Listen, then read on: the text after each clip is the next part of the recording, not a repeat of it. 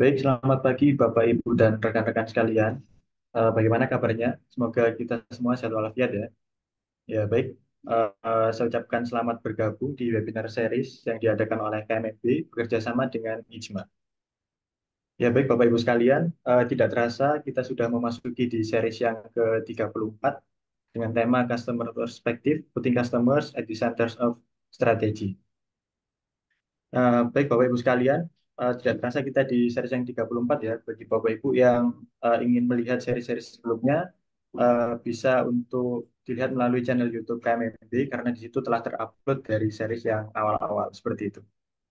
Baik, sebelum kita memasuki sesi webinar, saya izin memperkenalkan terlebih dahulu pemateri kita pada pagi hari ini. Ada Bapak Badowi selaku Direktur KMMB, kemudian ada Bu Eva Fauzi ya selaku Associate Consultant dari KMMP. Mungkin saya izin menyapa terlebih dahulu. Selamat pagi Pak Badowi, bagaimana kabarnya Pak? Selamat pagi, Rido. Alhamdulillah sehat selalu. Bagaimana kabar Rido? Yes. Alhamdulillah baik juga Pak.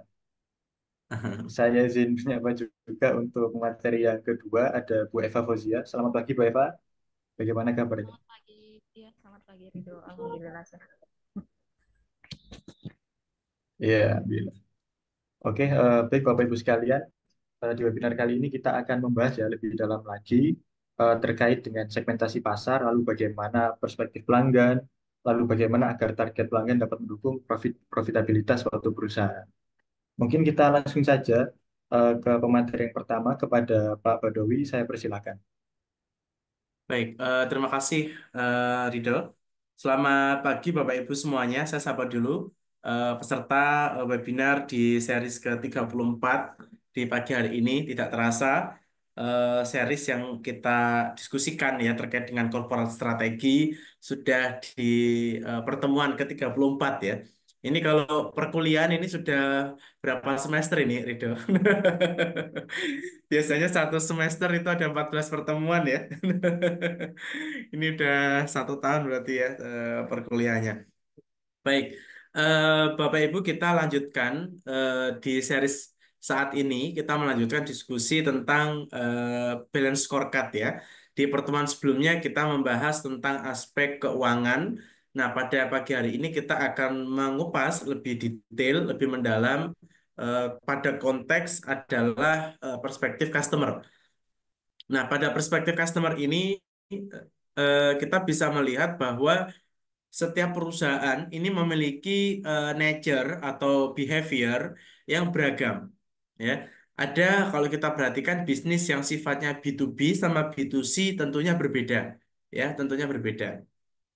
Kalau kita lihat selama ini, ya, kalau eh, perusahaan-perusahaan yang bermain di B2C itu biasanya mereka main pada sektor retail atau juga mass production misalnya atau mass customer, maka beberapa skenario yang efektif mereka menggunakan iklan ya, iklan. Jadi kayak Google Ads, kemudian Instagram Ads ya, TikTok dan lain-lain.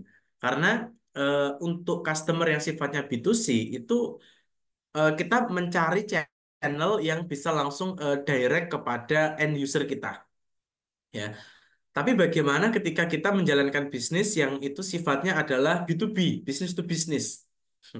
Apakah nanti skenario seperti website, seperti iklan itu masih relevan? Nah, ini kita harus melihat dari kacamata yang lebih lebar, seperti itu. Artinya apa? Eh, Biasanya kalau kita B2B ya, B2B itu kita mainnya di lapangan golf gitu ya Rido ya.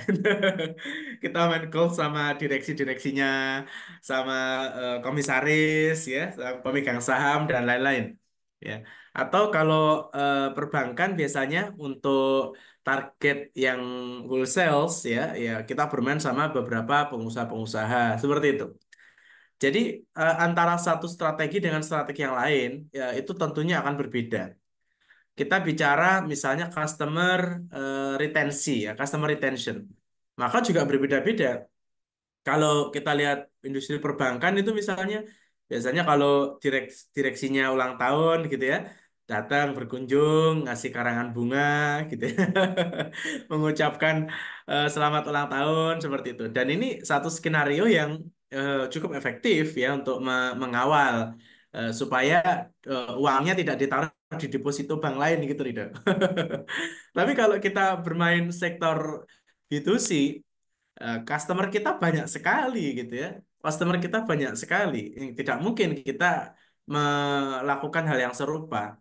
Paling yang bisa kita lakukan untuk membangun eh, retensi dengan klien kita atau user kita, ya kita bisa lakukan melalui digital. Biasanya mengucapkan selamat ulang tahun gitu ya, secara email, biasanya email. Ya, itu juga bisa. Jadi setiap skenario itu akan beragam ya. Maka konteks dari bisnis atau orientasi dari organisasi kita, kita harus paham betul Bapak Ibu. Ya. Kalau saya perhatikan di peserta pagi ini ada yang dari lembaga pemerintahan, ada yang dari universitas dan lain-lain. Maka kenali dulu nih customernya siapa. Nah, sekarang kalau kita misalnya bicara organisasi perguruan tinggi misalnya ya. Perguruan tinggi itu customer yang sangat close, yang sangat dekat dengan perguruan tinggi kita adalah mahasiswa. Ya. Maka bagaimana kita mengelola agar customer kita, agar mahasiswa itu semakin loyal kepada universitas. Sehingga ketika nanti dia lulus jadi alumni, ketika mereka sukses, maka program alumni funding akan efektif. Seperti itu. Jadi kalau mau bangun gedung, ya tidak perlu nunggu anggaran dari pemerintah, cukup alumni 100 alumni yang jadi direksi-direksi diundang masing-masing 50 jutaan atau 100 jutaan udah lumayan buat interior ya, buat beli peralatan dan lain-lain. Dan ini efektif ya. Kemudian kalau kita bicara lembaga pemerintahan, siapa customer kita? Masyarakat. Ya, masyarakat. Jadi saya melihat beberapa pelayanan itu ya, ada beberapa lembaga pemerintahan itu masih konvensional, artinya tidak menggunakan teknologi. Ya. Kalau kita di beberapa kota sudah teknologi, kita mau merubah kakak ya, misalnya mau Ridho menikah, kemudian keluar nih dari kakak orang tua nih ya, itu bisa hanya submit di sistem, kirim KTP itu bisa. Tapi beberapa daerah itu masih harus datang ke kantornya, ya. Kita tunggu antri panas-panasan gitu ya. Kadang-kala kalau beli map itu mapnya harus sendiri, ya. Itu beli lagi gitu ya. Jadi dari sisi customer dirugikan. Harusnya fasilitas yang kita bisa online dari kantor gitu ya. Tapi harus datang, akhirnya harus cuti. Sampai sana bisa jadi kita antrinya harus dari pagi, Bapak Ibu ya itu pun tidak ada waktu ya artinya dalam satu satu user butuh berapa menit nggak ada gitu dan itu sangat melelahkan artinya dari sisi customer itu juga akan dirugikan. Nah oleh karena itu bagaimana kita memperhatikan customer kita memperhatikan dari sisi pengguna ya pengguna dari layanan kita itu happy. Nah, setelah happy mereka akan satisfied. Setelah mereka satisfied, mereka puas, ya, maka tingkatan paling tinggi adalah customer kita sukses. Ya, jadi kalau Bapak Ibu perhatikan, kenapa kita harus membantu, ya, membantu customer kita? Ya, karena memang mereka yang menjadi ujung tombak dari kelangsungan bisnis kita, Bapak Ibu. Tanpa ada customer, ya, bisnis kita mungkin hanya hit and run. Ya, ya memang ada, Rido, beberapa bisnis itu hit and run. Contoh bisnis hit and run itu jualan kurma biasanya, Rido. Nah, jadi jualan kurma pakai TikTok gitu ya, bisa FYP dan lain-lain di bulan Ramadan. Nah, itu nanti setelah bulan hari raya datang, setelah itu nggak usah di maintain. Nanti Ramadan lagi jualan lagi gitu. Itu hit and run itu. Ada yang seperti itu. Tapi kalau kita jualan misalnya luxury brand kayak misalnya Hermes atau BMW itu sekalinya kita dapat customer ya, maka kita harus maintain terus ya. Maintain terus supaya apa? Nanti ketika ada masalah tetap keep in touch komunikasi sama kita ya. Kemudian dia happy, happy. Nah, ketika nanti ada masalah, kita kasih tahu servis, bahkan servisnya kita kasih gratis misalnya di kilometer tertentu, maka tidak hanya happy tapi satisfied, sangat puas. Ya, sangat puas. Terus kemudian misalnya jam 11 malam mobilnya ada kendala misalnya. Ditelepon di WA langsung diangkat. Wah, itu puas. Gitu ya. Itu sangat puas. Nah, maka jadi yang pertama itu adalah happy ya. Customer kita itu bisa happy. Atasnya lagi itu customer kita puas ya atau satisfied.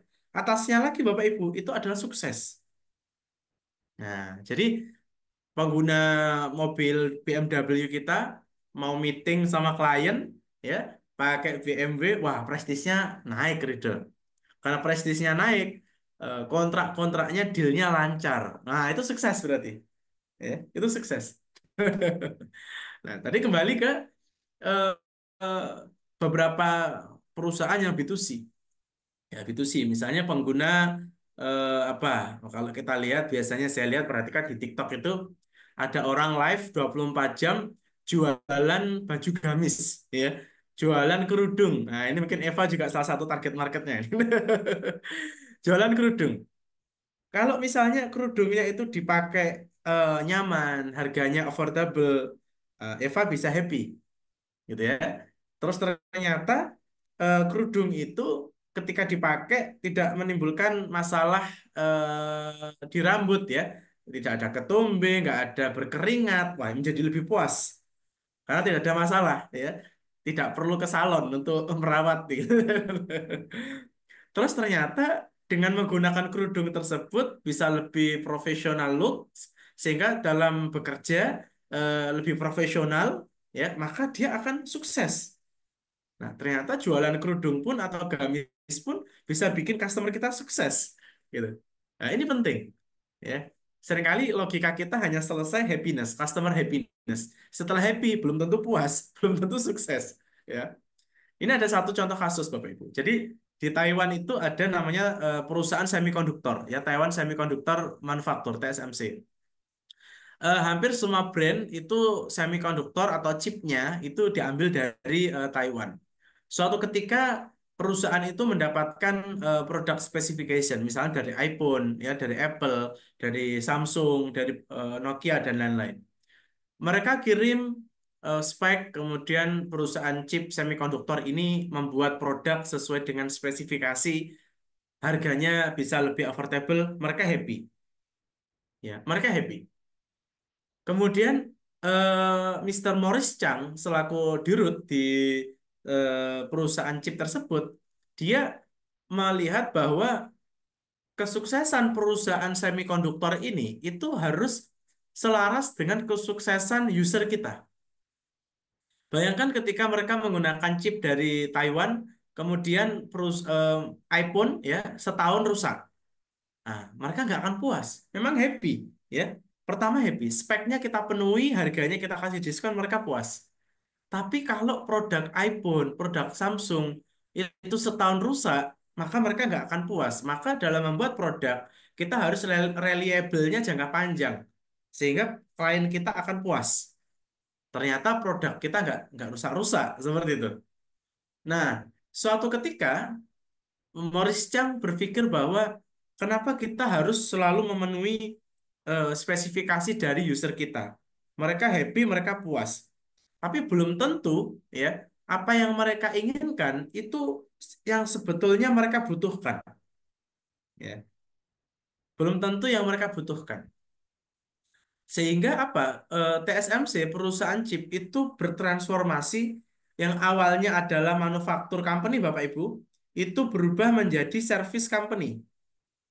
Nah, apa produknya? Kok dari manufaktur company menjadi service company?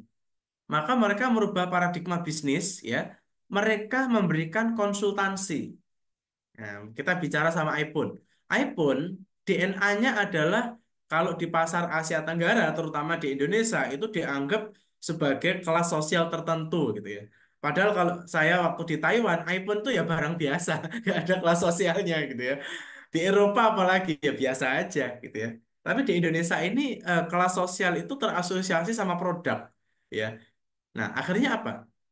Artinya TSMC ini bisa melihat bahwa iPhone itu supaya kamu bisa jangka panjang, karena orang berpikir kalau beli iPhone itu produk yang lifetime value-nya itu bisa bertahun-tahun.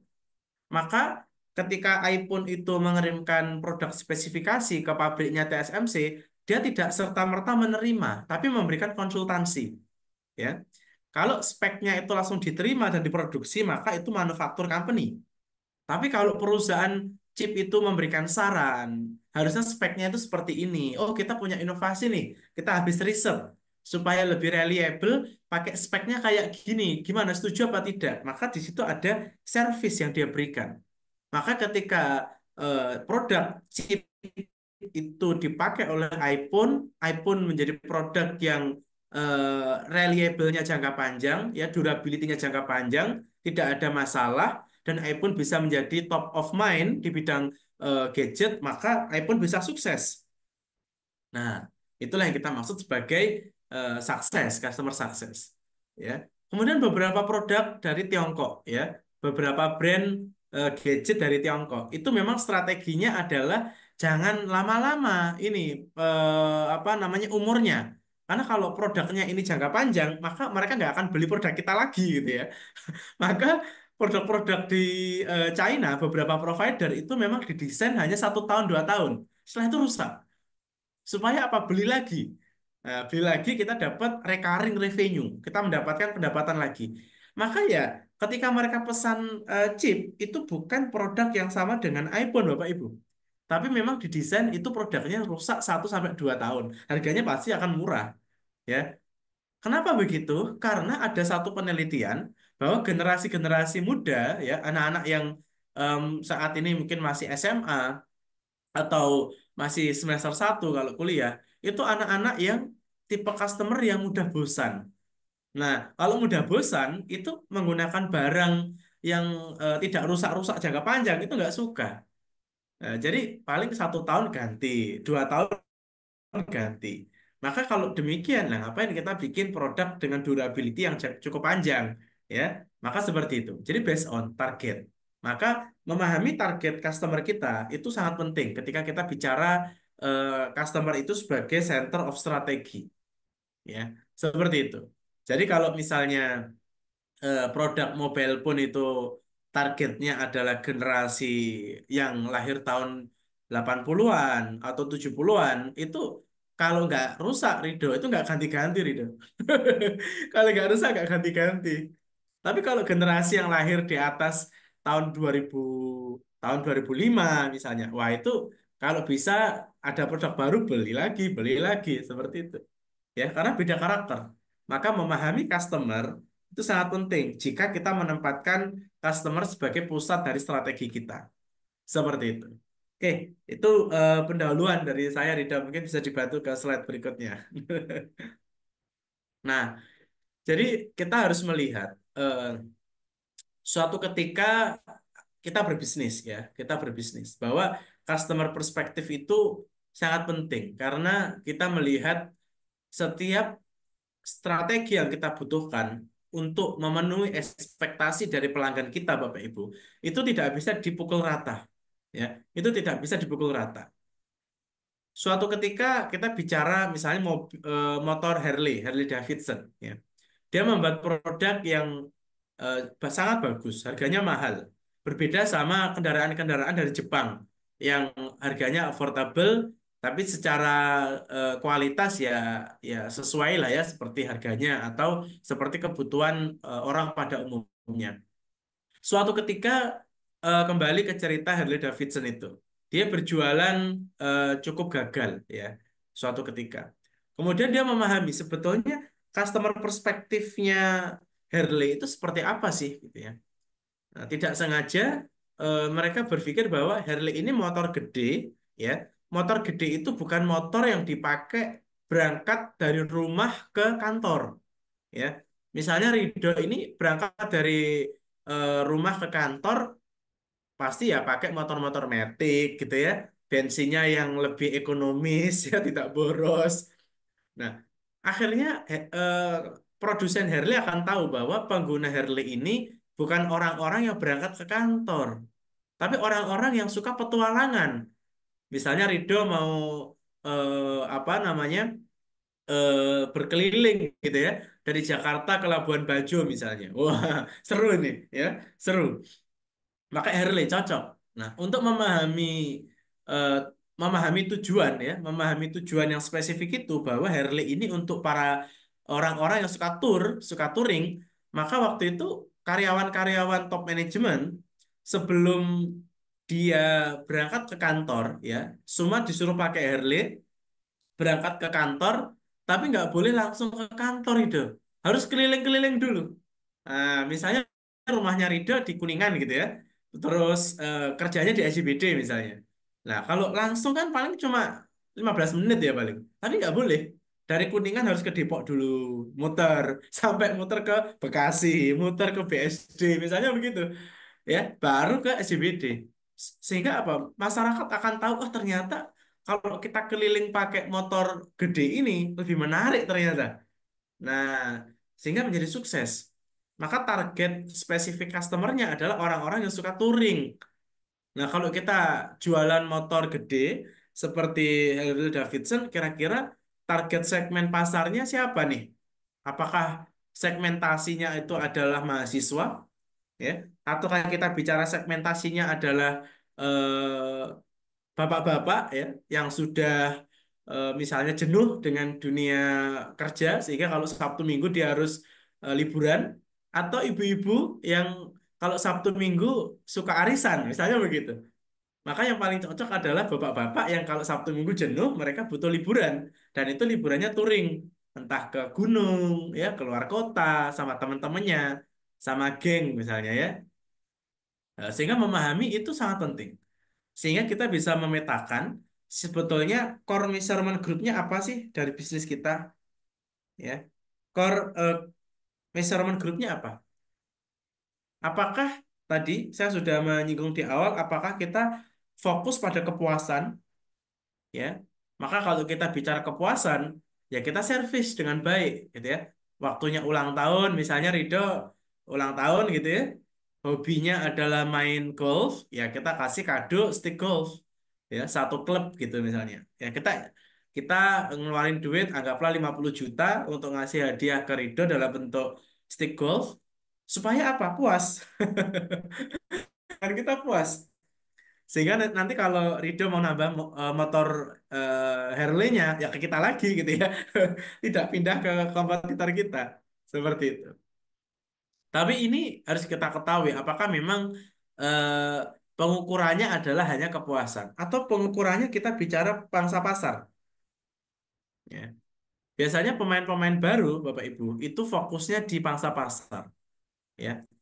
Kita bermain memang ada di Red Ocean dan Blue Ocean. Bagaimana kalau kita bermain di Red Ocean?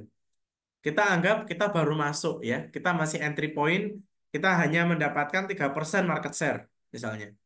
Otomatis kalau kita bermain di Red Ocean ya, yang 97% itu sudah dimiliki oleh pemain lama, pemain incumbent ya, pemain lama yang mereka kadang-kala juga sudah sangat kuat hubungannya dengan customer-customer kita. Maka kalau perusahaannya Rido ini masih pemain baru yang pangsa pasarnya 3%, lalu mau menaikkan menjadi 5%, otomatis ada customer ya yang akan diambil atau yang akan diakuisisi oleh Rido dari pemain lama. Sehingga pemain lama akan turun dari 97 menjadi 95 ya, akan turun. Nah, biaya akuisisi itu cukup mahal. Ya, itu cukup mahal. Saya dulu melihat ada beberapa produk ya, mie instan, salah satu grupnya pengusaha di eh, ya salah satu pengusaha ya, itu jualan mie instan beli 10 bungkus dapat satu piring. Nah, sehingga dia ingin menggeser eh, ibu-ibu rumah tangga ya, dia menggeser warung-warung makan ya, warung kopi biasanya juga jualan mie instan gitu ya. Supaya apa?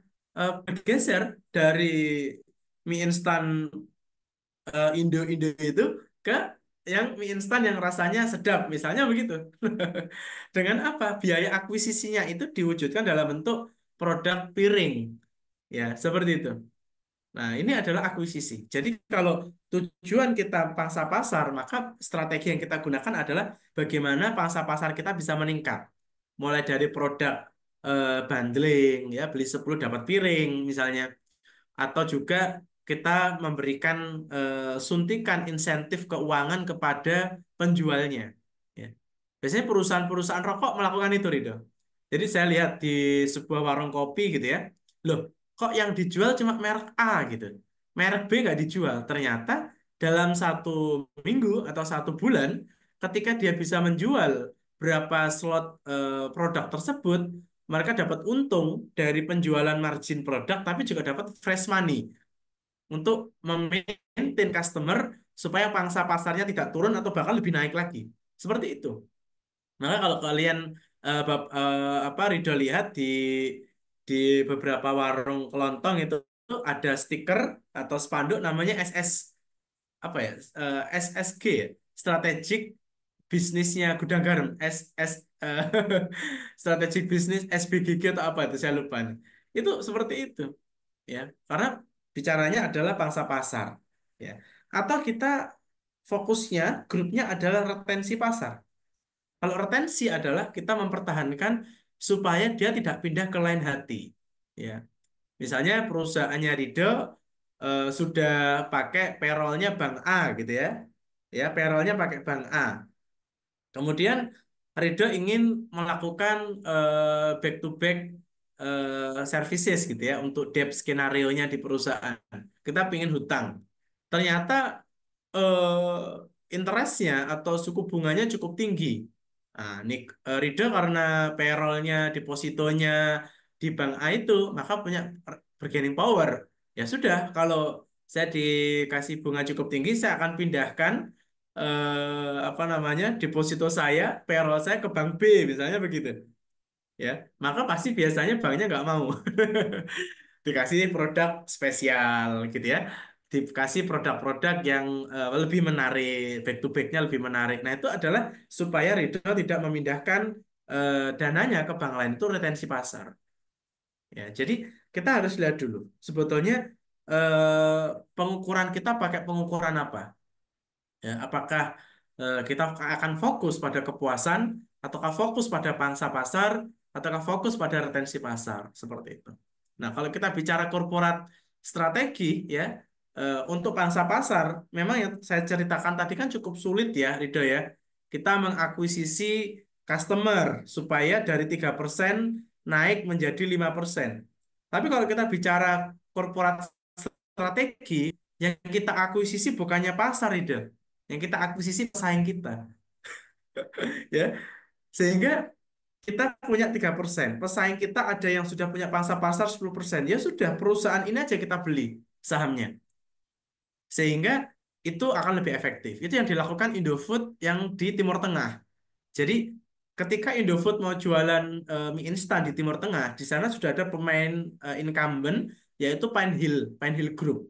Nah, daripada Indofood itu bersaing dengan Pine Hill Group, maka Pine Hill itu diakuisisi 100% ya, totally own strategi kita beli akuisisi semuanya sehingga menjadi bagian dari Indofood. Maka pangsa pasar di Timur Tengah, misalnya 10% ini akan dimiliki semua oleh Indofood Group. Seperti itu. Ya, skenario-skenario itu bisa kita lakukan secara organik maupun anorganik. Ya, tergantung seberapa kuat capital kita, seperti itu. Kemudian yang terpenting lagi selain core measurement group adalah kita juga bisa lihat dari sisi performance driver differentiator of customer outcome. Jadi kata kuncinya adalah driver. Ya, penggerak penggeraknya apa sih sebetulnya kalau kita mau mengembangkan customer kita? Misalnya kita bicara sektor bank, ya, sektor bank. Driver customernya apa? Maka driver customernya kalau bank itu adalah memperbanyak kantor cabang dan memperbanyak kantor perwakilan. Ya, semakin banyak kantor cabang sebuah bank, semakin banyak kantor perwakilan sebuah bank, maka driver untuk mendapatkan customer itu akan lebih gampang. Maka kalau kita lihat bank yang segmen pasarnya adalah eh, keluarga-keluarga di pedesaan, ya petani misalnya, kayak BRI misalnya ya, maka BRI itu hampir di semua kecamatan itu ya, ada kantor cabangnya, gitu. Nah, ini menjadi apa? Salah satu driver yang dilakukan, ya, driver yang dilakukan. Sekarang kita bicara startup, misalnya startup teknologi, ya, startup teknologi. Maka driver untuk meningkatkan customer startup teknologi itu adalah jumlah dari akun yang menggunakan aplikasinya. Maka seringkali mereka bakar uang sehingga nanti divaluasi goodwill-nya naik, tapi meskipun di laporan keuangan nanti akan ini ya akan mengurangi value aset ya.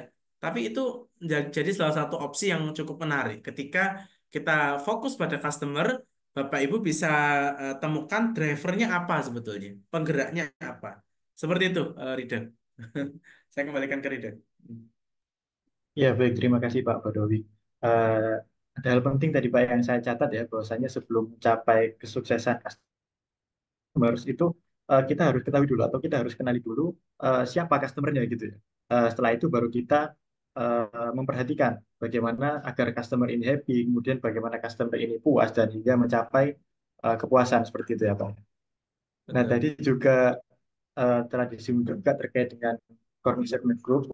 Lalu selanjutnya ini Pak, pada pembahasan selanjutnya kira-kira bagaimana strategi untuk mengenerate ya aspek-aspek di core measurement group di atas ini agar dapat menciptakan profitabilitas bagi pelanggan. Mungkin bisa dilanjutkan slide Ya. selanjutnya. Jadi customer journey itu memang sebuah kausalitas ya Bapak Ibu ya. Jadi kita bicara customer itu tidak serta-merta satu momen atau one shot strategi tidak, tapi adalah ada sebab akibatnya, ada journey-nya. Ya.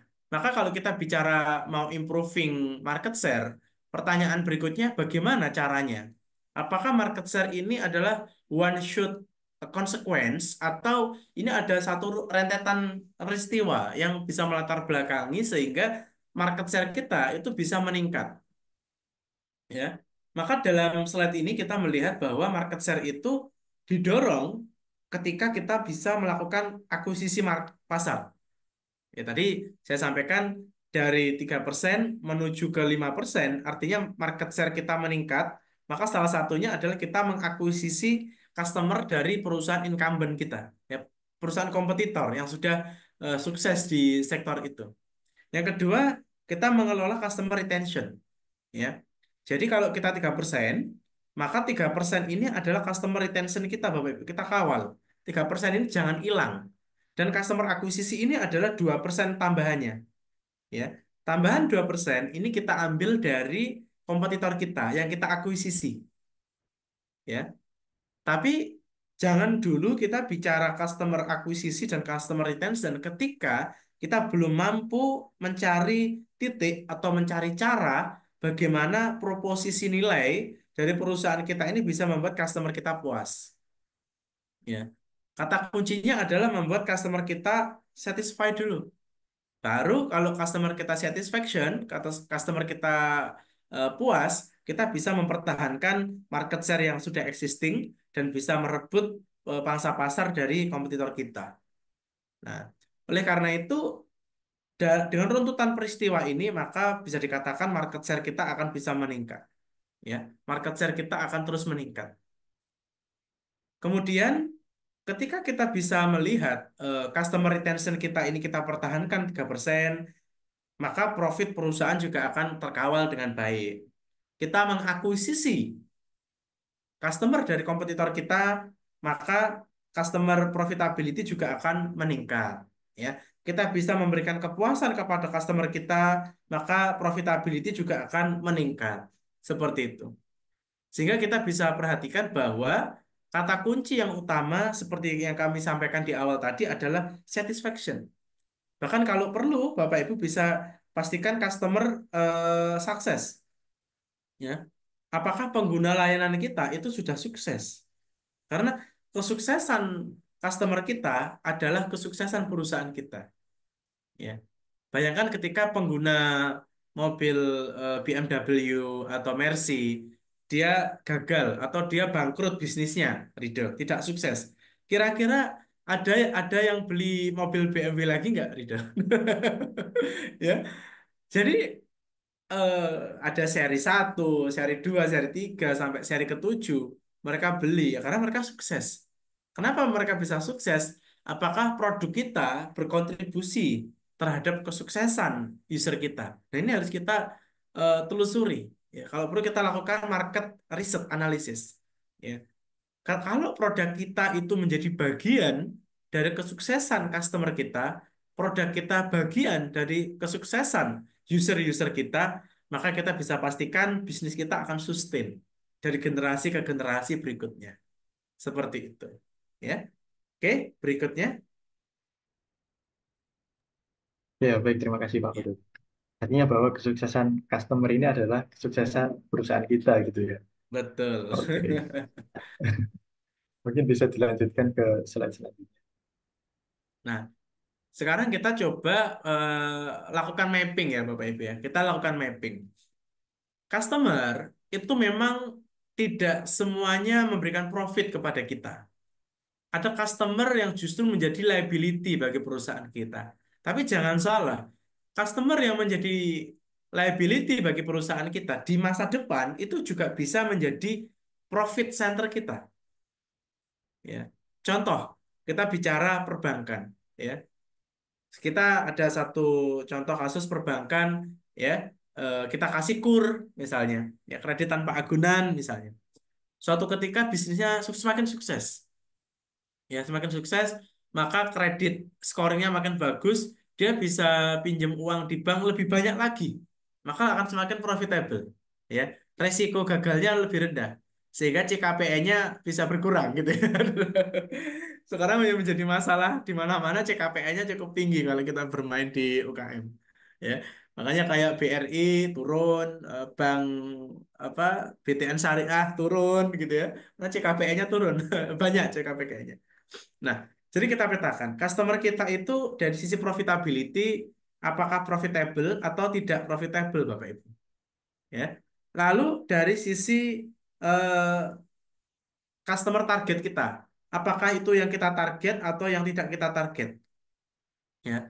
Kalau kita ketemu customer itu sangat profitable dan itu juga memenuhi adalah target perusahaan kita, maka kita harus meretain. Ya. Kalau perlu tahun depan dia ganti gadget, dia ganti mobile phone, ya ganti handphone, maka jangan pindah ke merek lain. Sekalinya pakai iPhone, iPhone terus, gitu ya. Sekalinya pakai Samsung, Samsung terus. Itu meritin, ya. Tapi kalau eh, misalnya Rido ini eh, sudah eh, berpengalaman gitu ya. Sudah berpengalaman jadi konsultan yang jam terbangnya sudah tinggi. Wah, berarti bonusnya banyak nih. Ya. Sama mau perusahaan gadget, Rido ini akan dianggap sebagai customer yang profitable. Apalagi kalau sudah mau tutup buku. Atau mau THR. Wah, ini bonusnya 2 kali lipat ini bisa jadi. Nah, profitable.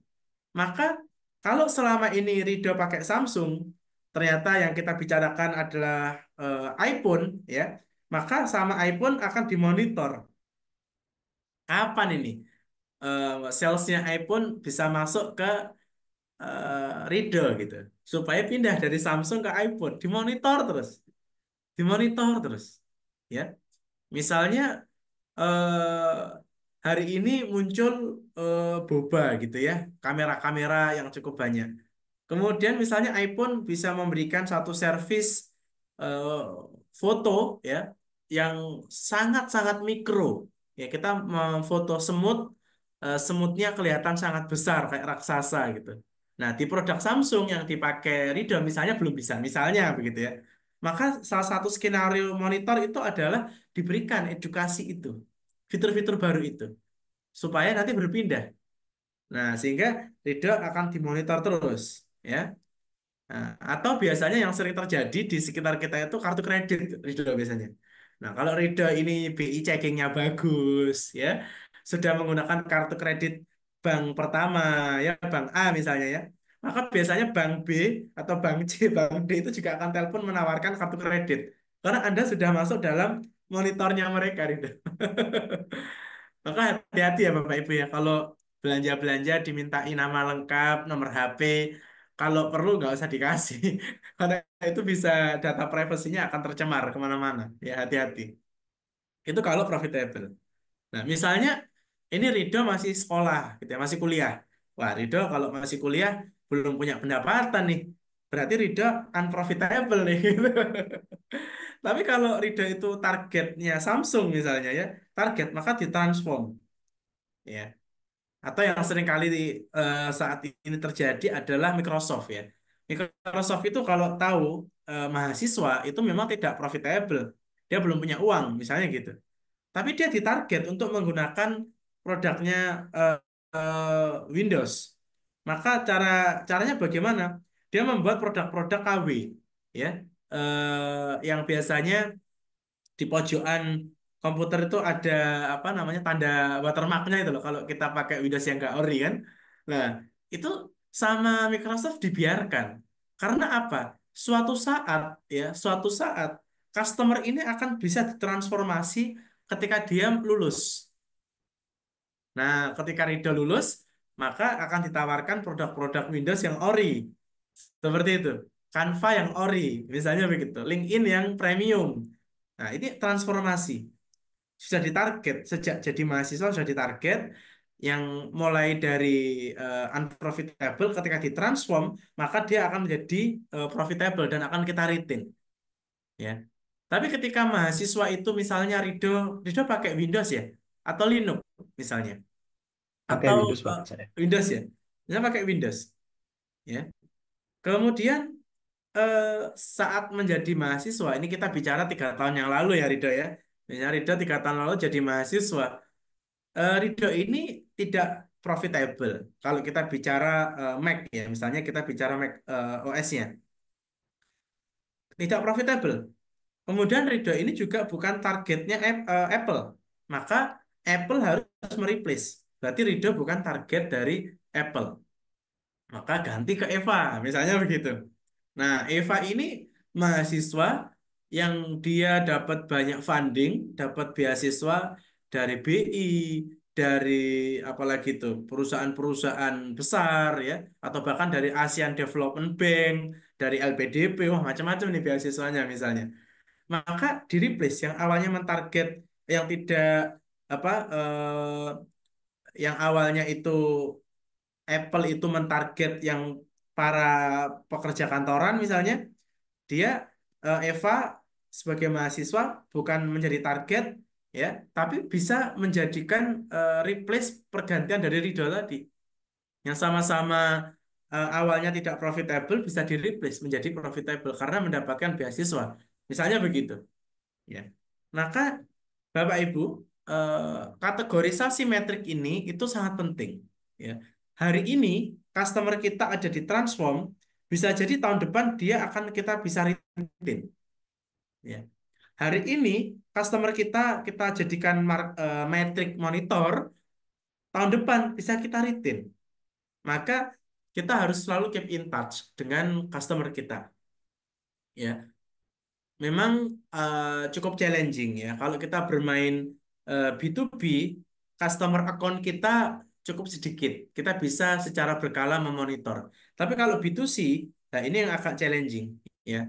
Maka saat ini penggunaan dari data science, kemudian AI itu sangat membantu kita untuk melihat behavior dari customer kita yang secara populasi atau data sampling itu akan memudahkan kita dalam pengambilan keputusan. Berapa banyak orang ya yang saat itu kita transform bisa kita pindah ke retain, itu bisa kita lakukan. Ya, misalnya di satu perguruan tinggi 1 tahun itu kalau angkatannya Rido 1 tahun berapa ribu mahasiswa yang lulus Rido? Ada 1.000, 2.000, 3.000? Ya, misalnya 1.000. Ibu mungkin Pak ya. 1.000 ya. Nah, berarti ada potensi yang saat ini lulus, misalnya sekarang tahun 2024. Kita tunggu 5 tahun lagi, 2029. Maka 5 tahun lagi dengan data angkatannya Ridho yang lulus, ya 5 tahun lagi ya, di tahun 2029 kita bisa mentarget market untuk kita retain. Yang saat ini datanya sudah kita pegang, yang lulus tahun 2024. Maka hati-hati, data is a key sekarang ya. Data itu kunci, ya. Kita bisa menunggu 5 tahun. Let's say dari 1.000 orang, berapa sih target kita? Oke, target kita cuma 25% aja. Artinya ada 250 account orang yang akan kita target. Ya, kan hanya menunggu waktu ya Bapak Ibu ya. Kita sederhananya berpikir anak-anak yang lulus hari ini 5 tahun lagi pasti akan jadi. Ya, 10 tahun lagi akan jadi. Kan gitu. Ya, sederhananya begitu. Tapi kalau kita melihat alumninya, misalnya alumni SD, 5 tahun lagi ya belum jadi, dia masih masih apa SMA gitu. Belum bisa. Maka data analitik itu penting sekali untuk kita bisa menggunakan perpindahan dari satu matrik ke matrik yang lain.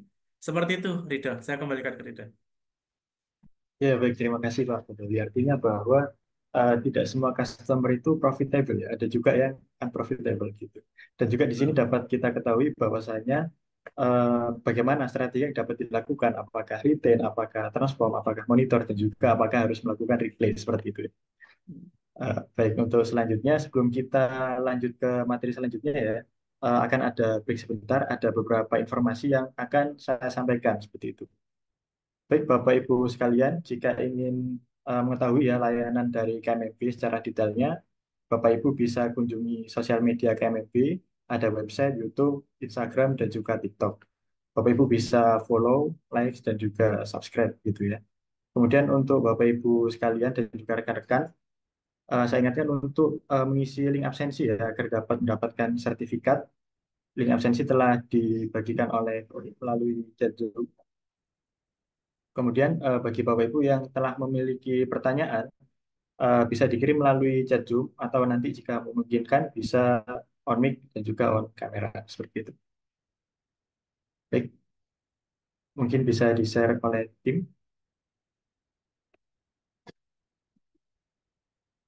Kami ingatkan juga bahwasanya setiap hari Jumat KMB dengan ISMA mengadakan webinar series ya untuk minggu depan dilaksanakan tanggal 6 September 2024 dengan tema Internal Business Process Perspective, Efficiency and Quality.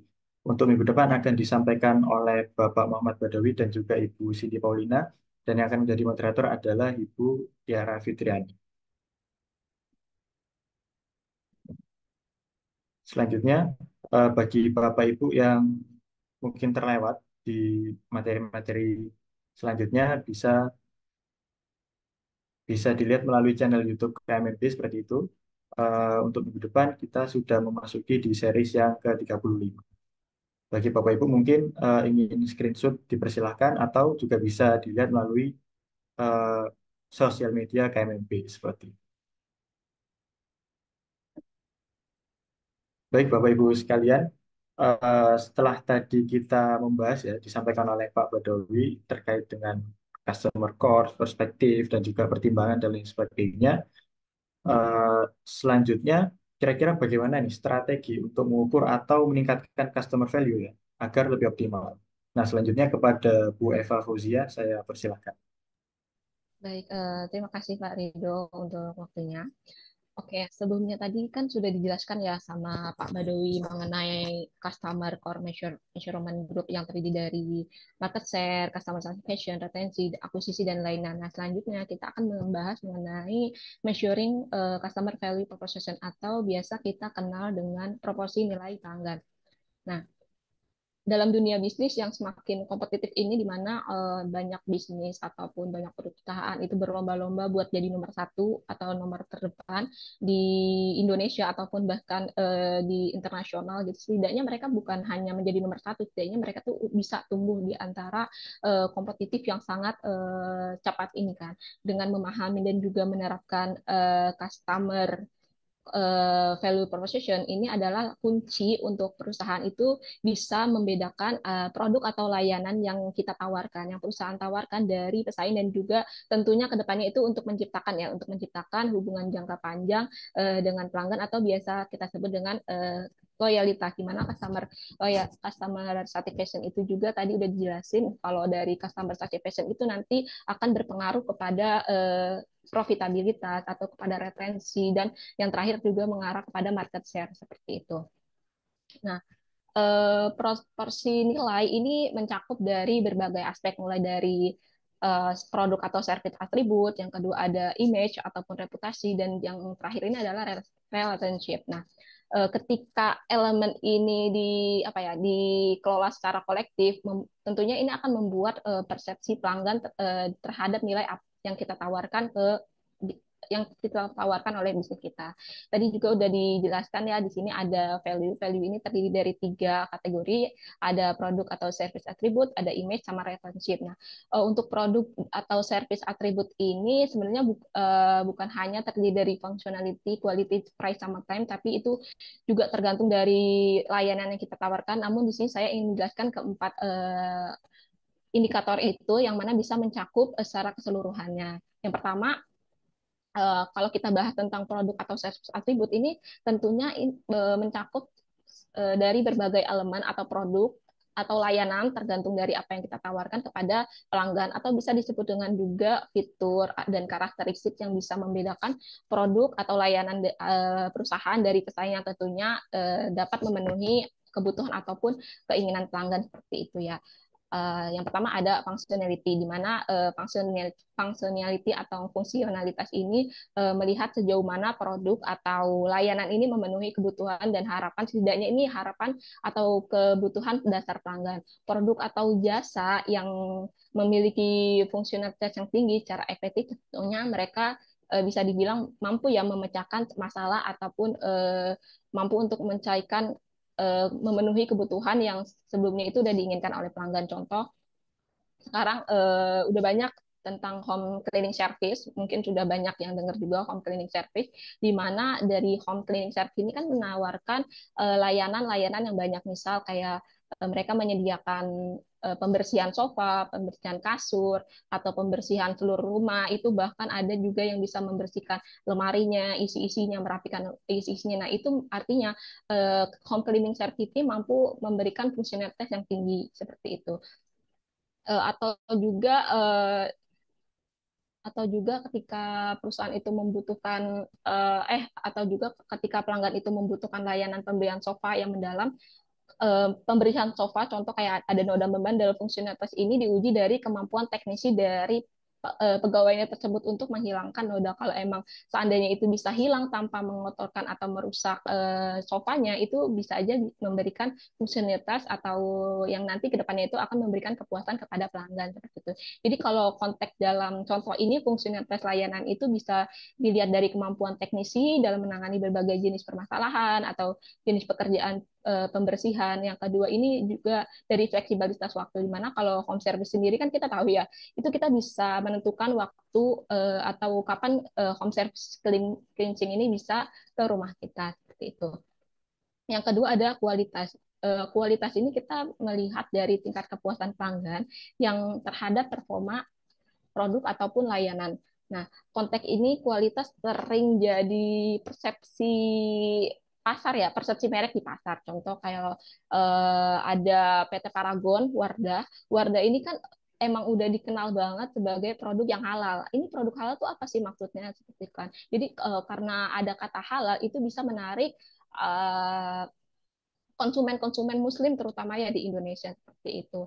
Yang selanjutnya ini ada harga. Harga ini adalah kesesuaian dengan harga dengan nilai yang diterima oleh pelanggan. Biasa kalau kita lihat ada kata-kata worth it nggak sih kalau kita pakai jasa ini, worth it nggak sih kalau kita beli produk ini gitu kan. Nah, dalam banyak kasus harga ini menjadi penentu penting ya dalam pengambilan keputusan untuk membeli. Nah, terutama di pasar yang sensitif terhadap harga atau yang udah banyak pesaingnya seperti itu. Contoh lagi selanjutnya tentang time atau waktu, kecepatan dalam pengiriman produk atau penyediaan layanan serta kemudahan dalam penggunaannya. Waktu ini bisa juga merujuk kepada kecepatan respon layanan pelanggan atau seberapa cepat perusahaan itu menangani sebuah keluhan atau seberapa cepat perusahaan itu untuk beradaptasi dengan kebutuhan yang baru atau tren-tren terbaru. Contoh, sekarang ada layanan pesan antar makanan yang kalau sebelumnya itu cuman ada GrabFood ataupun Gojek, GoFood gitu kan. Tapi sekarang Shopee juga ada, yaitu ada Shopee Food gitu. Nah, biasanya kalau dalam kita pesan makan, itu kan ada estimasi kapan sampainya seperti itu. Ketika GrabFood-nya atau GoFood-nya ini sampai sesuai dengan waktu yang udah ditentukan, estimasi itu tentu itu akan memberikan nilai kepuasan tersendiri gitu kan. Apalagi kalau kita lagi lapar, terus itu makanan kita datangnya lama, nah itu kan bisa aja mengurangi kepuasan kita seperti itu. Contoh lain juga JNE atau jasa pengiriman lainnya. Apalagi ketika kita beli barang atau contoh kalau Shopee ya, Shopee itu kan sebelumnya juga ada estimasi kapan sampainya atau kita bisa ngelacak pengirimannya udah sampai mana. Kadang tuh kan kalau dari Shopee-nya sendiri itu kita bisa ngelihat ya, bisa ngelacak maps JNE-nya, jasa pengirimnya udah sampai mana. Ketika udah deket-deket dari rumah kita ternyata belum sampai-sampai, itu kan kayak kapan ini harus sampai gitu kan, padahal udah deket loh gitu kan, itu bisa aja jadi mengurangi kepuasan pelanggan.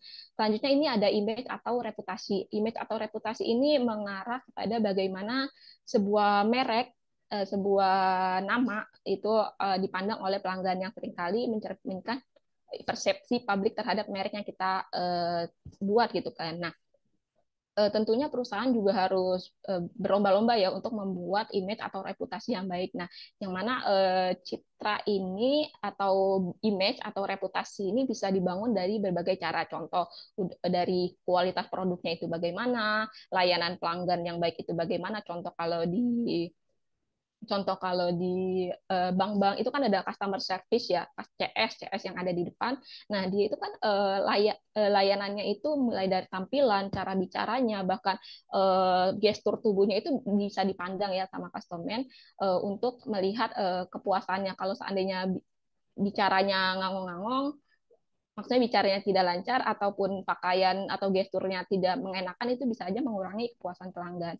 Seperti yang udah dijelaskan sama Pak Badowi sebelumnya, kalau sekarang ini semuanya serba digital gitu kan. Jadi perusahaan ketika melakukan marketing, ini image atau reputasi ini kan mengarah ke marketing, bagaimana kita memasarkan gitu kan.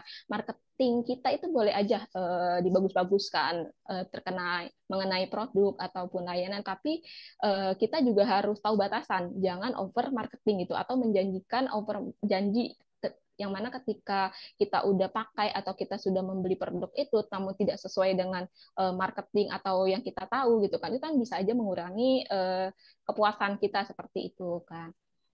Selanjutnya ini ada relationship ini mengarah kepada hubungan pelanggan, yang mana merujuk pada interaksi atau komunikasi yang dibangun antara perusahaan dengan pelanggan kita gitu kan, bagaimana kita berinteraksi dengan pelanggan dan bagaimana kita menangani keluhan dan bagaimana kita menjaga loyalitas itu. Ada beberapa aspek penting ya, dan juga banyak cara yang udah dilakukan oleh perusahaan untuk menciptakan atau mempertahankan loyalitas pelanggan ini. Nah, contoh kalau tadi kayak di bank-bank gitu kan, kita ada yang namanya customer service atau CS ini, di mana layanannya itu cepat, habis itu mereka juga tata bahasanya bagus, ramah juga, pengetahuannya baik gitu kan. Jadi ketika kita memasarkan, kita juga harus memiliki pengetahuan yang mendalam tentang produk atau jasa yang kita tawarkan gitu. Karena dari pengetahuan ataupun knowledge yang kita tahu dengan produk atau layanan kita, itu bisa aja membuat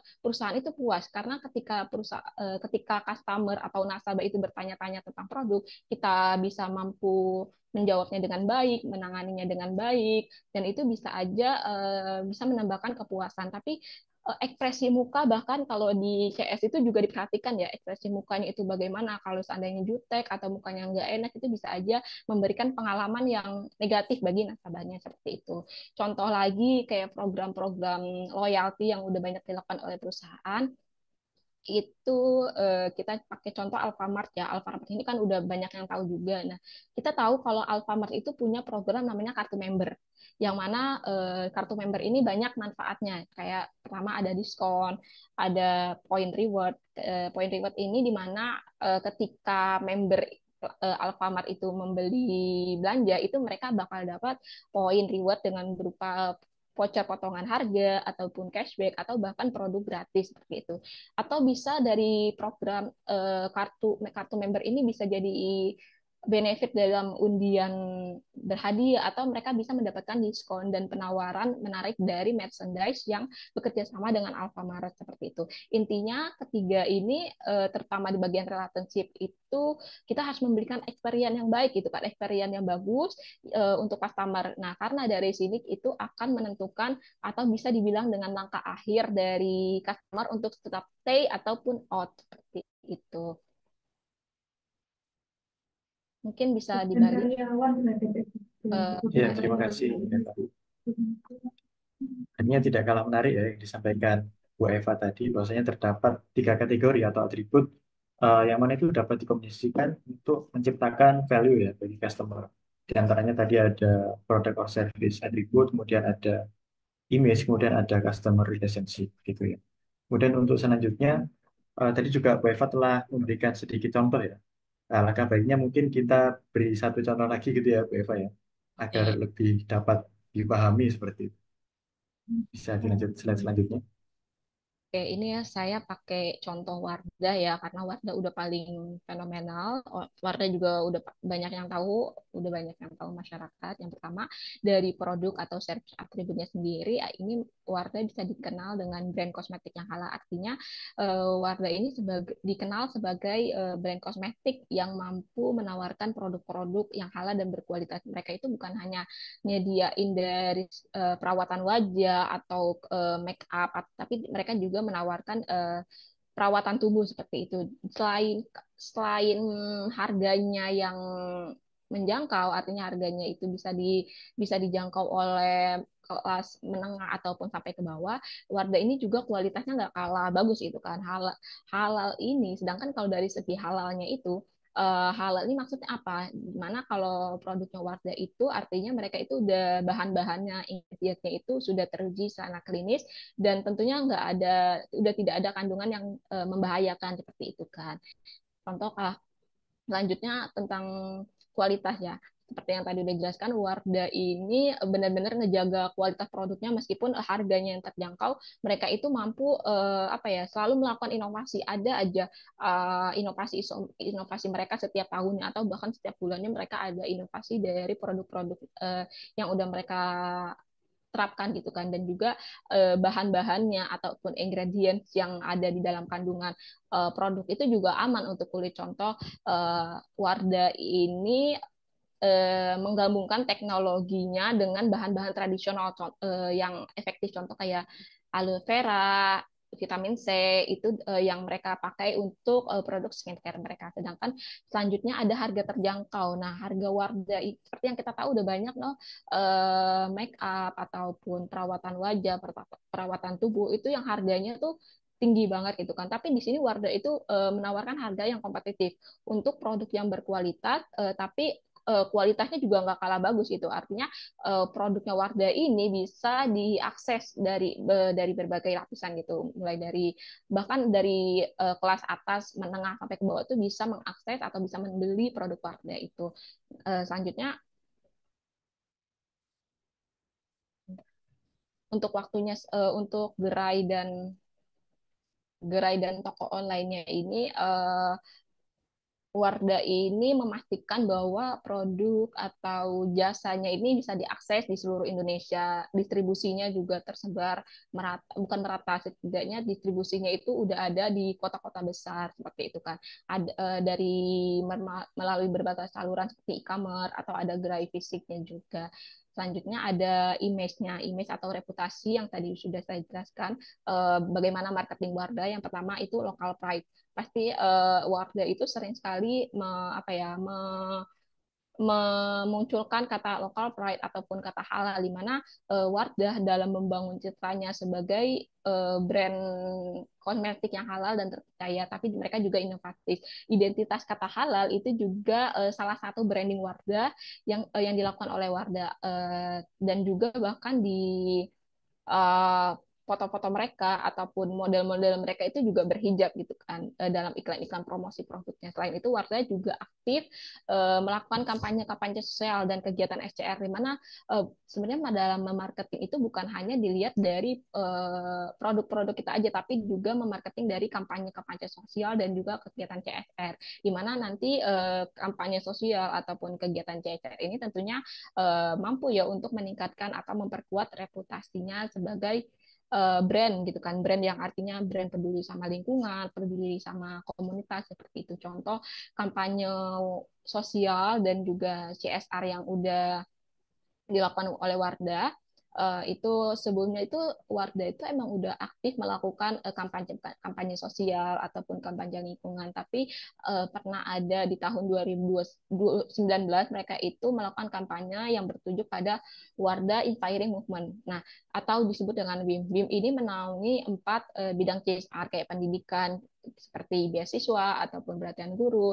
Yang kedua ada kesehatan, itu ada edukasi tentang kesehatan, ada pemberdayaan perempuan juga ada, bahkan mereka tapi fokusnya waktu itu hanya di ibu-ibu rumah tangga supaya melakukan dapat berwirausaha, dan juga lingkungan seperti itu.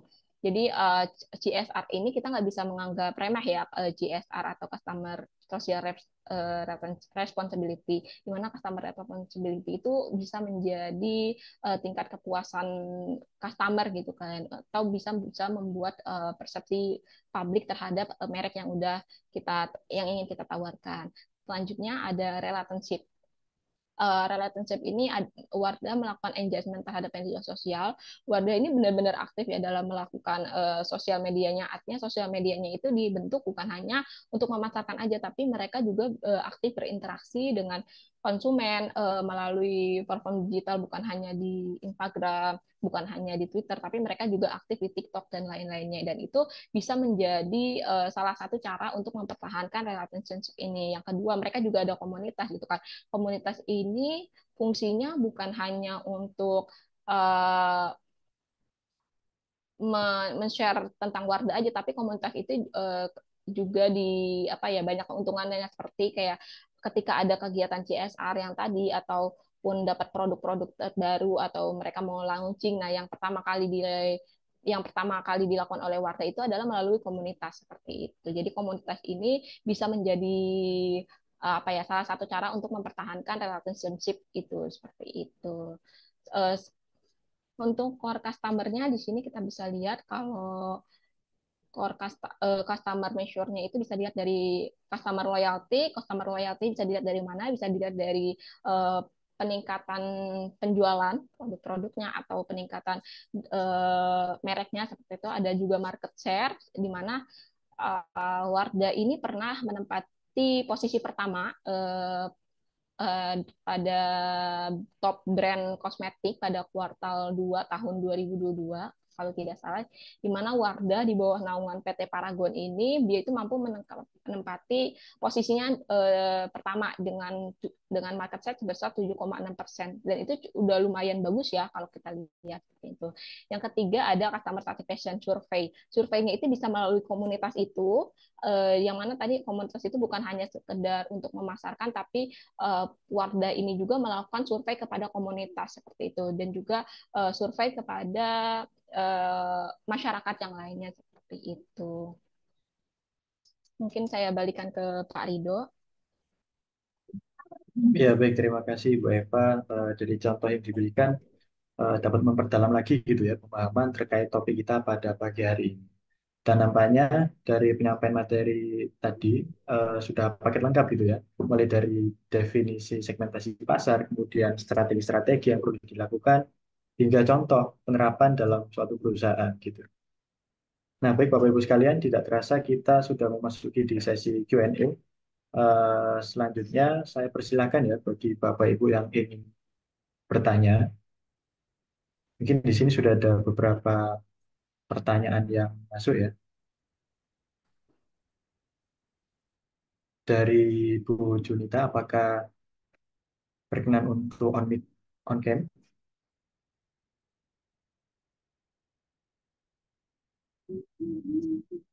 Ya, baik, mungkin saya bacakan ya untuk pertanyaan dari Ibu Junita di chat Zoom. Kalau company kita ada di retail, apakah worth it untuk mengadakan program marketing dalam bentuk ada struktur organisasi yang mengelola kegiatan, sementara harga jual harus sama dengan harga beli dari supplier. Keuntungan retail dari diskon, ending akhir, biaya dianalisa tersendiri, berbaur dengan program lainnya. Terima kasih. Mungkin bisa dijawab oleh Pak Barwi atau Bu Eva Fauzia. Saya persilakan. Ya, mungkin saya mau menjawab terlebih dahulu ya.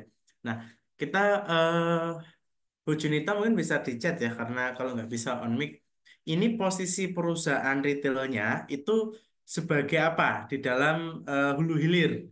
Ya, kalau kita bicara hulu hilir kan ada produsen pabrik, ya, ada prinsipal, kemudian distributor utama, distributor kecil sampai ke retail end usernya. Nah, posisi perusahaannya Bu Junita di mana nih? Kalau retail murni. Nah, kalau retail itu memang off-taker-nya kan langsung kepada end user ya. Jadi yang beli beli produk kita itu ya konsumen akhir kalau retail murni ya. Seperti toko kelontong atau Indomaret, itu langsung ke transaksi end user. Nah, kalau kaitannya sama program-program marketing, itu kita harus yang berkaitan langsung sama end user kita. Ini saya kasih satu contoh gambaran. Misalnya begini, eh, ada perusahaan LCD, perusahaan LCD kayak Epson, kayak apalagi itu LCD itu ya, HP dan lain-lain gitu ya. Kalau posisinya itu prinsipal, bagian dari pabrik, tapi saya oke, mungkin saya cerita dulu.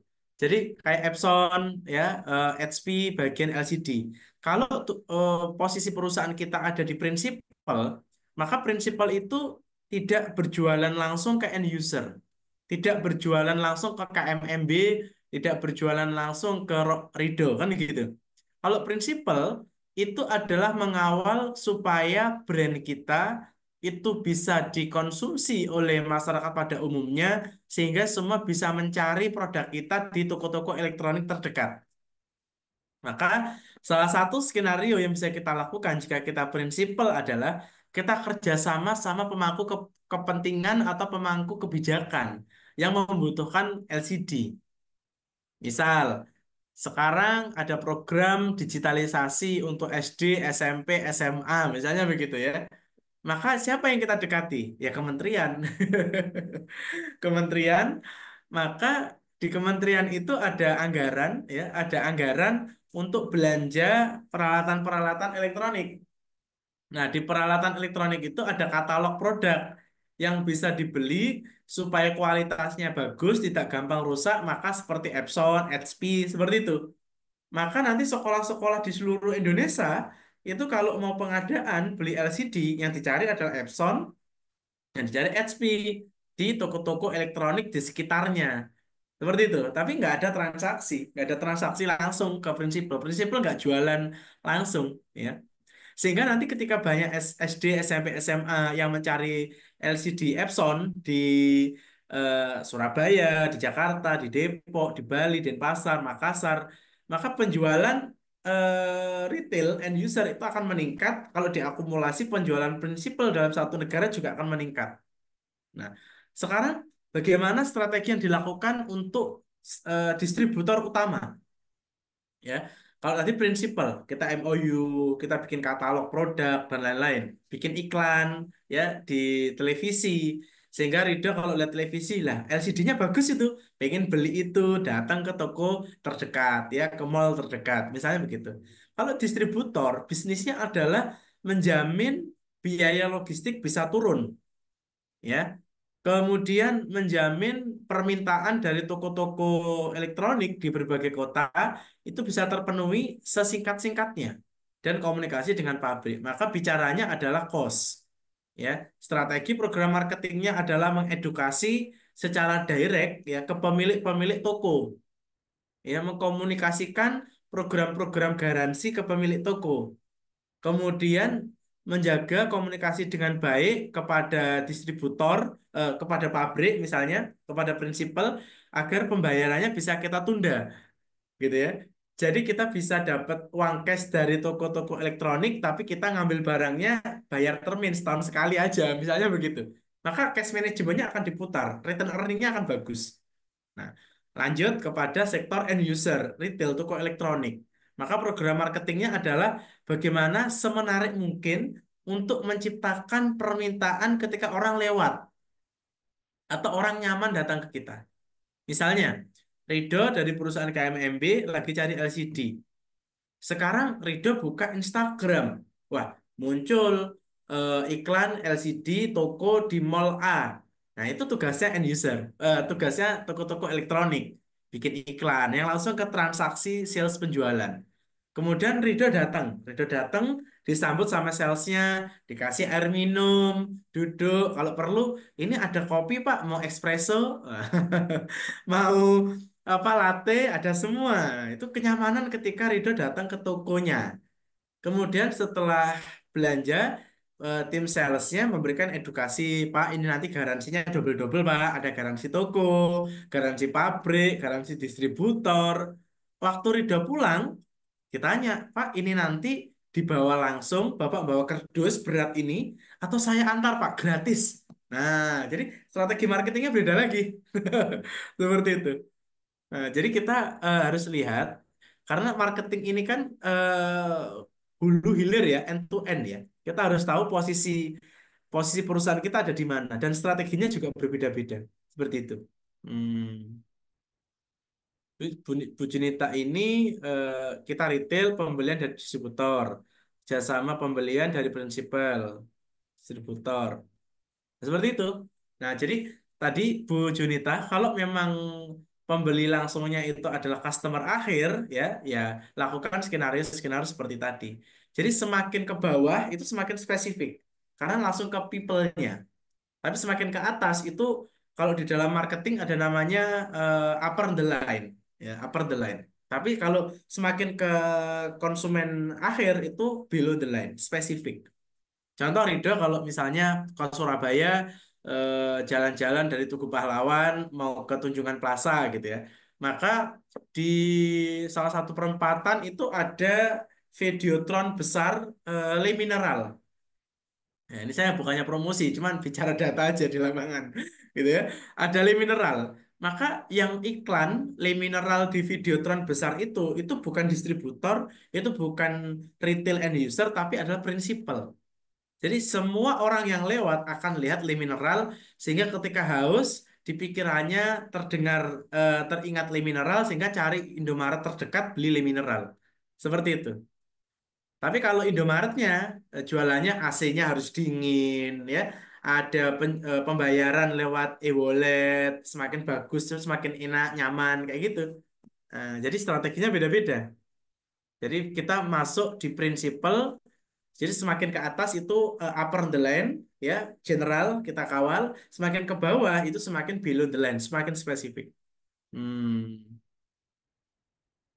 Iya, nggak perlu bikin banner brosur buat apa, Bu? Kalau kita langsung kepada end user, yang harus dipikirkan adalah strategi marketingnya itu membuat mereka nyaman ketika datang di toko kita, pembayarannya gampang, pakai cash bisa, kredit bisa, pakai cicilan juga bisa, seperti itu.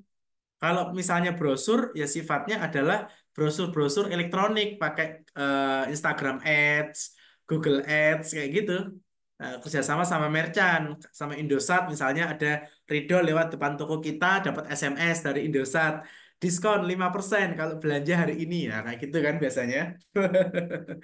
Jadi seperti itu, Bu Junita. Semakin ke bawah, maka strateginya spesifik below the line. Seperti itu. Mungkin ada tanggapan dari Eva atau feedback dari Bu Junita, silakan.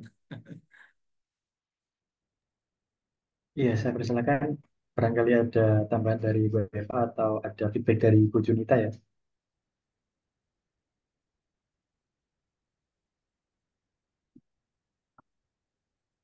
Baik, sepertinya sudah sangat jelas ya yang disampaikan oleh Pak Badawi tadi.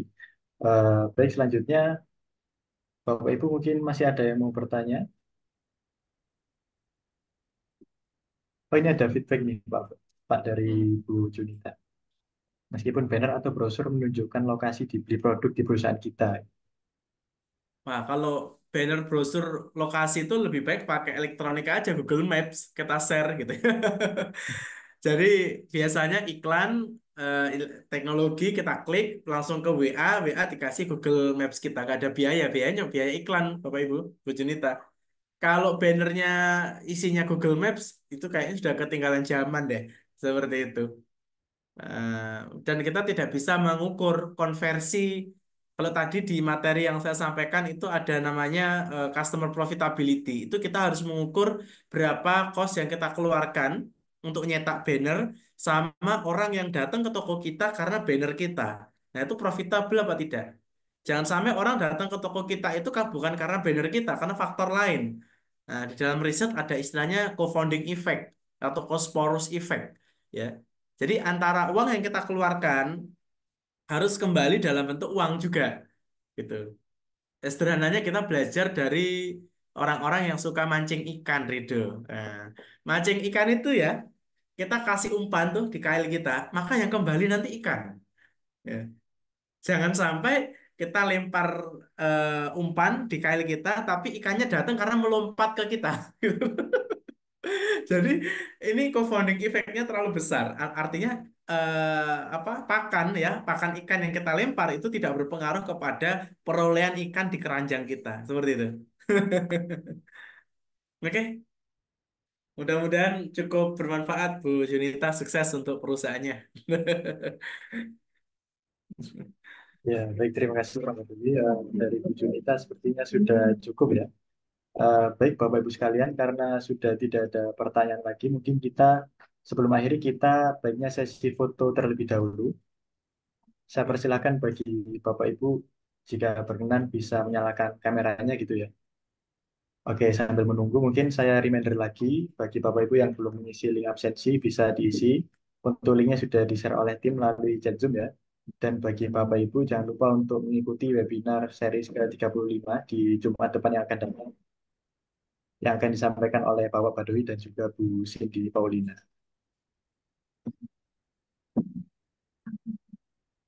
Baik, saya persilakan untuk on cam terlebih dahulu.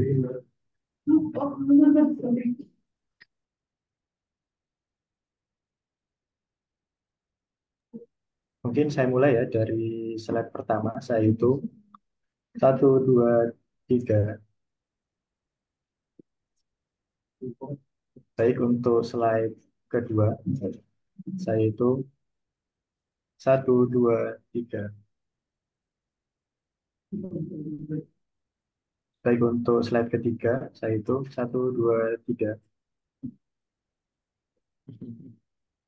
Dan di slide terakhir ya, satu, dua, tiga. Baik, Bapak Ibu sekalian, kita sudah berada di penghujung acara ya. Saya selaku moderator mengucapkan terima kasih kepada kedua pembicara pada hari ini yang telah memberikan banyak ilmunya, dan terima kasih kepada Bapak Ibu dan rekan-rekan sekalian yang telah mengikuti dan menyimak webinar pada hari ini. Semoga webinar seri ini dapat memberikan dampak positif ya bagi Bapak Ibu sekalian dan bagi perusahaan Bapak Ibu sekalian. Dari saya pribadi mohon maaf jika ada salah kata, dan sampai bertemu di webinar series yang akan datang. Terima kasih. Assalamualaikum warahmatullahi wabarakatuh. Waalaikumsalam. Terima kasih, Bapak Ibu. Waalaikumsalam Sampai jumpa minggu Waalaikumsalam. depan.